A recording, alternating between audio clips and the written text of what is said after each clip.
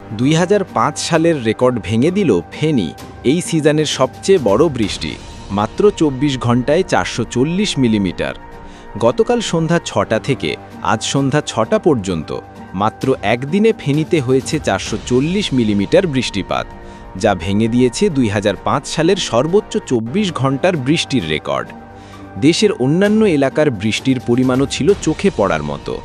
Patuakhali 248 millimetre, Ramgati 225 millimetre, Noakhali 189 millimetre, Sandwip 166 millimetre, Bhola 154 millimetre, Hatiya 144 millimetre, Teknaf 135 millimetre, Kalapara 115 millimetre, Mongla 113 millimetre, Sitakunda 112 millimetre, Khulna 58 millimetre, Cox's Bazar 50 millimetre, Sylhet 40 millimetre, আরও অনেক এলাকায়ও 40+ millimetre বৃষ্টি।